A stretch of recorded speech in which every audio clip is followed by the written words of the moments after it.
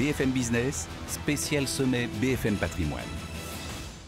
Troisième édition du sommet BFM Patrimoine, c'est cette année au Carrousel du Louvre à Paris. Et d'ici là, aujourd'hui, on accueille Marie-Lou Goueffon. Bonjour Marie-Lou. Bonjour Étienne. Merci d'être avec nous. Donc, vous êtes analyste financier, co-gérante des fonds de la maison Clartan et Associés. Clartan Associés, anciennement Rouvier Associés, ça a changé de nom il y a quelques années. Est-ce que vous pouvez revenir un petit peu sur l'historique de Clartan Associés, quelques chiffres qui permettent aujourd'hui de présenter votre entreprise?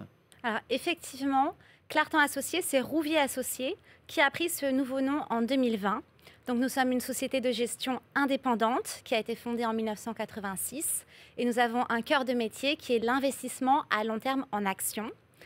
Nous gérons 1,1 milliard d'euros avec un socle important en gestion privée et aussi auprès des conseillers en gestion de patrimoine, principalement à travers nos fonds mais aussi en délégation de gestion. Et ce qui nous différencie, d'abord, c'est notre ADN de long terme, puisque nos fonds ont 30 ans d'historique. Et c'est aussi notre spécificité de la collégialité et de l'association des gérants au capital. L'association des gérants, c'est ça, je pense, qui Tout à qualifie fait. aujourd'hui beaucoup votre société, car il y a une vision très collégiale. Quand on choisit une valeur dans un fonds, ça se fait en concertation aujourd'hui chez vous. En effet, on a une approche de stock picking qui est assez distinctive et une discipline collégiale. Donc l'approche, elle est distinctive parce que quand on construit des portefeuilles performants dans la durée, on va commencer par s'intéresser à la qualité des entreprises et à la connaissance de leur écosystème, et puis également aux éléments de prix, c'est-à-dire de valorisation. Mais lorsqu'on a en plus une discipline collégiale, ça veut dire que la décision est motivée par une pluralité de regards, avec des âges, des compétences et donc des opinions différentes. Et cette analyse rationnelle est particulièrement précieuse dans des périodes de mouvement. Pour vous donner un exemple, ce processus d'investissement a permis au fonds Clartan Valeurs d'éviter les excès de la bulle Internet et de doubler le capital de nos clients tous les 8 à 10 ans. D'accord. Aujourd'hui, en termes de fonds, vous gérez un fonds spécifiquement. Est-ce qu'on peut le rappeler, ce fonds? Oui, absolument. Alors moi, je suis co-gérante des 2 fonds actions de la société Clartan. Clartan Valeurs, qui a un horizon mondial d'investissement, et Clartan Europe, qui est éligible au PEA. Qui est éligible au PEA. Aujourd'hui, on est sur un marché très haussier, on en parle quasiment tous les jours. À Wall Street, on a des records qui s'enchaînent depuis plusieurs semaines maintenant. En Europe, on a touché des records. Après, hors dividende, le CAC 40 les a touchés depuis très longtemps. Comment aujourd'hui vous vous positionnez chez Clartan face à ces marchés très haussiers, face à ces rallyes, face à ces records historiques sur les marchés actions? Je pense que c'est précisément la question centrale, c'est-à-dire qu'il y a une certaine complexité aujourd'hui pour l'investisseur pour se positionner sur ces marchés qui sont très tirés, avec certains compartiments qui affichent des parcours particulièrement tendus. Le S&P 500, qui est donc le marché directeur, est valorisé 21 fois les résultats des 12 prochains mois.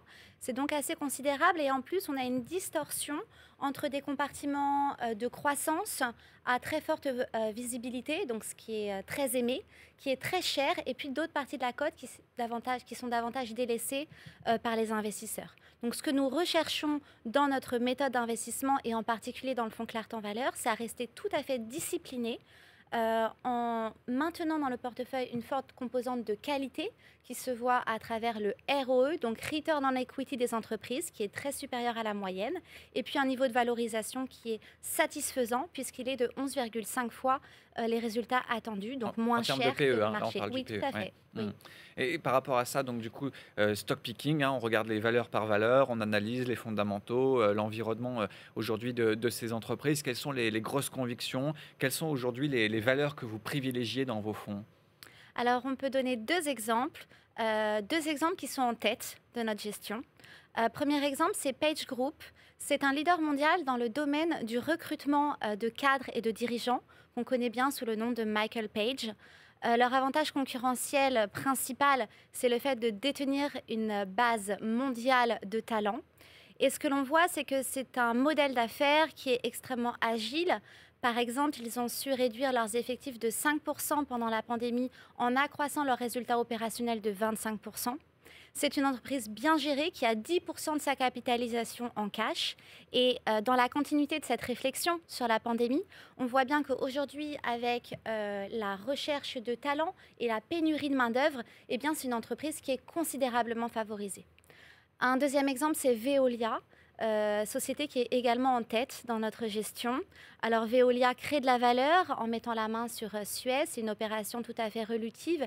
Et ce que l'on peut dire, c'est que l'entreprise est en train de changer de statut parce que ses activités autour de l'énergie, de la transformation du déchet ou de la revalorisation des plastiques, c'est un thème green qui est plus recherché par les investisseurs avec, encore une fois, les niveaux de valorisation que nous exigeons de par notre process d'investissement. Et c'est assez défensif, hein, les deux valeurs que vous venez de citer aujourd'hui.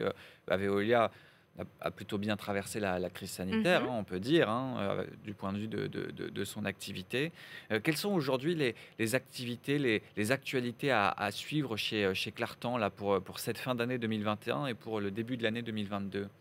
Il y a de nombreuses actualités dans la maison. Dans la continuité de ce que nous disions sur Veolia, l'actualité principale, c'est le track record qui se construit sur notre fonds Clartan Ethos ESG Europe Small and Mid Cap, qui est un fonds d'investissement durable, spécialement centré sur cette thématique des petites et moyennes capitalisations européennes qui sont très vertueuses sur le plan ESG. C'est un fonds qui a fêté sa première année d'existence avec une performance financière de l'ordre de 28% cumulé, qui se démarque également dans les classements durabilité de Morningstar parce qu'il a une vraie valeur ajoutée sur le plan ESG. C'est un fonds qu'on a créé en partenariat avec un expert dans la notation extra-financière. Et je dirais que chez nous, nous sommes 12 analystes gérants pour les aspects financiers et stratégiques. Chez eux, ils sont 16 analystes extra-financiers. Et donc, cette proposition de valeur combinée est quand même finalement assez difficile à reproduire. Et donc là, dans ce fonds, on trouve des petites valeurs, moyennes valeurs, grosses valeurs. C'est un mélange un petit peu de toutes les capitalisations boursières. Ce sont des capitalisations boursières de moins de 20 milliards d'euros. D'accord. D'accord, très clair. Merci beaucoup Marie-Lou. Marie-Lou Boueffon qui était donc avec nous, analyste financier, co-gérante des fonds aujourd'hui de la maison Clartan et associée. On vous retrouvera bien sûr lors du sommet BFM Patrimoine. C'est le 25 novembre prochain au Carrousel du Louvre à Paris. BFM Business, spécial sommet BFM Patrimoine.